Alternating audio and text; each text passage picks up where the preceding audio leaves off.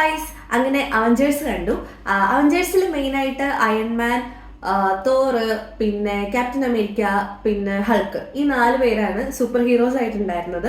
പിന്നെ സ്കാർലറ്റ് ജോൺസന്റെ ക്യാരക്ടറും. അപ്പം ഇത്രയും മെയിൻ സൂപ്പർ ഹീറോസ് ആയിരുന്നു ഫസ്റ്റ് അവഞ്ചേഴ്സ് മൂവിയിൽ ഉണ്ടായിരുന്നത്. അങ്ങനെ സിനിമ സ്റ്റാർട്ട് ചെയ്തു. ഓരോ സൂപ്പർ ഹീറോസ് ആയിട്ട് വരാൻ തുടങ്ങി. നല്ല രസമായിട്ടാണ് കണ്ടുപോയത്. പിന്നെ ലോക്കി ഉണ്ടായിരുന്നു. ലോക്കിയാണ് മെയിൻ ആയിട്ടുള്ള വില്ലൻ. അപ്പം ഇതെല്ലാം നടക്കുന്നത് ടെസറാക്റ്റിനെ ബേസ് ചെയ്താണ്.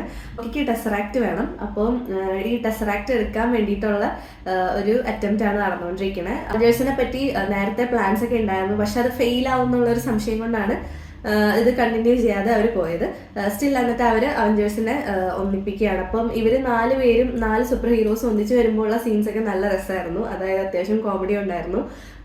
പിന്നെ നല്ല എൻഗേജിങ് ആയിട്ടുള്ള രീതിയിലാണ് പോയത്. വെച്ചാൽ 4 പേർക്കും 4 പവറാണ്. 4 പേർക്കും 4 ടൈപ്പ് ഈഗോ പ്രശ്നങ്ങളുള്ള ആൾക്കാരാണ്. 4 ടൈപ്പ് 4 സെറ്റ് ഓഫ് ബിലീഫ്സ് ഉള്ള ആൾക്കാരാണ്. അപ്പോൾ അതെല്ലാം തമ്മിൽ ക്ലാഷ് ആയിട്ട് അങ്ങനെ സിനിമ പോയി. എന്നാലും അവസാനം എത്തുമ്പോൾ പ്രോബ്ലം സോൾവിങ്ങിന്റെ ആ ഒരു ടൈം വരുമ്പം ഇവരൊക്കെ ഒന്നിച്ച് നിന്നിട്ടാണ് ആ പ്രോബ്ലം സോൾവ് ചെയ്യുന്നത്. ഇവർ ഒന്നിച്ച് നിന്നിട്ടാണ് ഫൈറ്റ് ചെയ്യുന്നത്. അങ്ങനെ സത്യം പറഞ്ഞാൽ എനിക്ക് അയൺമാൻ 2 കണ്ടു കഴിഞ്ഞപ്പോൾ അയൺമാനോടുള്ള ഒരു ഇൻട്രസ്റ്റ് കുറഞ്ഞതായിരുന്നു. എനിക്ക് അയൺമാൻ ക്യാരക്ടറിനോട് വലിയ താല്പര്യക്കുറവ് വന്നായിരുന്നു. പക്ഷെ അവഞ്ചേഴ്സ് കണ്ടപ്പോൾ ഞാൻ പിന്നെയും അയൺമാൻ്റെ ഫാനായി. ശരിക്കും പറഞ്ഞാൽ ഞാൻ ഫസ്റ്റ് ഹൾക്കിൻ്റെ ഫാനായിരുന്നു. ഇപ്പം ഞാൻ അയൺമാൻ്റെ ഫാനാണ്. എനിക്ക് തോന്നുന്നു ഇതിങ്ങനെയാണ് കണ്ടിന്യൂ ചെയ്ത് പോകണമെന്ന് തോന്നുന്നു. അടുത്ത് ഞാൻ ചിലപ്പോൾ ലോക്കിയുടെ ഫാനാവും. കാരണം എല്ലാവരും അങ്ങനെയാണ് കമൻറ്റ് ചെയ്യണത്. ലോക്കിയുടെ ഫാനാവും, ലോക്കിയുടെ അടിപൊളി കാര്യങ്ങളാണെന്നൊക്കെയാണ് കമൻറ്റ് ചെയ്യണത്. സോ ഇപ്പം കറൻ്റ്ലി ഞാനിപ്പോൾ അയൺമാൻ ഫാനാണ്. അപ്പം അങ്ങനെ ഇവരുടെ ടീം വർക്കിൽ ഇവർ ലോക്കിനെ തോപ്പിക്കുകയാണ്. പിന്നെ സിനിമയെ പറ്റി പറയാനാണെങ്കിൽ ഫൈറ്റ്സും ഗ്രാഫിക് സീൻസും ഒക്കെ അടിപൊളിയായിരുന്നു. ആസ് യൂഷ്വൽ സൂപ്പറായിട്ടാണ് പോയത്. പിന്നെ ലാസ്റ്റ് ഉണ്ടാകുന്ന ഒരു വലിയൊരു വാർ പ്ലോട്ട് ഉണ്ട്. എന്ന് വെച്ചാൽ ലോക്കി പുറത്തുനിന്ന് ഔട്ടർ സ്പേസിൽ നിന്ന് കുറെ ഏലിയൻസ് അല്ല, കുറെ ഏലിയൻസിനെ പോലെ തന്നെ ഏലിയൻസ് ഔട്ടർ സ്പേസിൽ നിന്ന് വരുന്നതാണല്ലോ. അപ്പോൾ അതുപോലെ കുറെ വില്ലൻ ടൈപ്പ് ആൾക്കാരെ കൊണ്ടുവരാണ്. ഭയങ്കര വിയേർഡ് ആയിട്ടുള്ള സ്ട്രക്ചേഴ്സ് ഉള്ള ആൾക്കാർ. അപ്പോൾ ഇവരൊക്കെ ഭയങ്കര പവർഫുൾ ആണ്. അപ്പം ഇവരെയൊക്കെ ഈ സൂപ്പർ ഹീറോസ് ഒന്നിച്ച് നിന്നിട്ട് ഇങ്ങനെ അറ്റാക്ക് ചെയ്തുകൊണ്ടിരിക്കുകയാണ്. അപ്പോൾ ആ സമയത്തൊക്കെയുള്ള ഫൈറ്റ് സീൻസ് നല്ല അടിപൊളിയായിട്ടാണ് കൺസ്ട്രക്ട് ചെയ്തേക്കണേ. പിന്നെ എനിക്ക് ഇതിൽ എടുത്തു പറയേണ്ട ഒരു കാര്യം എന്ന് വെച്ചാൽ ലോക്കി കാര്യം ഇതിലെ വില്ലൻ ആണെങ്കിലും എനിക്ക് ലോക്കിയുടെ വേ ഓഫ് പോർട്രയൽ ഭയങ്കര ഇഷ്ടപ്പെട്ടു. എന്ന് വെച്ചാൽ പുള്ളി ചിരിക്കണതും ഒരു എന്താ പറയുക സംസാരിക്കുമ്പോഴൊക്കെ ഭയങ്കര ഗ്രേസ്ഫുള്ളാണ്. എന്നുവെച്ചാൽ ഗ്രേസ്ഫുൾ ആയിട്ടുള്ള ഒരു വില്ലനാണ് പുള്ളി.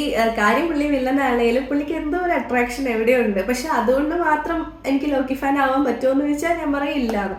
എന്നാലും ആ ക്യാരക്ടർ നല്ല രസമായിട്ടാണ് പോർട്രേ ചെയ്യുന്നത്. എന്ന് വെച്ചാൽ പുള്ളി നല്ല അടിപൊളിയായിട്ടാണ് പുള്ളി ഇപ്പോൾ ചിരിക്കണാണെങ്കിലും പ്രത്യേകിച്ച് ആ ഹൾക്കിനെ വെച്ച് എങ്ങനെ ഡിസ്ട്രക്ട് ചെയ്യാം എന്നുള്ളൊരു ഐഡിയ പുള്ളിക്കുണ്ട്. അപ്പം ആ ഒരു ടൈമിൽ പുള്ളി ഹൾക്ക് ആവുന്നതിന് മുന്നേയുള്ള ഹൾക്കിനെ നോക്കി ചിരിക്കുന്ന ഒരു ടൈമുണ്ട്. നല്ല രസമാണ്. അതായത് ഓക്കെ എന്താ പറയാ, ഓക്കെ ഇപ്പൊ ശരിയാക്കി തരാം എന്നുള്ള രീതിയിൽ ഒരാള് ഫുള്ള് പ്ലാൻ ചെയ്തിട്ട് അതിന്റെ ഔട്ട്കം എന്താന്ന് കറക്റ്റായിട്ട് അറിഞ്ഞിട്ട് അങ്ങനെ റിയാക്ട് ചെയ്യുന്ന ഒരു രീതി ഉണ്ടല്ലോ, അത് നല്ല രസമായിട്ടാണ് ഈ ലോക്കിയുടെ ക്യാരക്ടർ ഡെമോൺസ്ട്രേറ്റ് ചെയ്തേക്കുന്നത്. എനിക്കത് ഭയങ്കര ഇഷ്ടപ്പെട്ടു.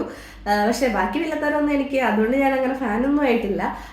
പിന്നെ എനിക്ക് പറയാനുള്ള അയൺമാൻ ഇത് തുടങ്ങിയപ്പോഴാണെങ്കിലും അയൺമാൻ ഭയങ്കര ഒരു നാർസിസ്റ്റ് സ്വഭാവമായിരുന്നു.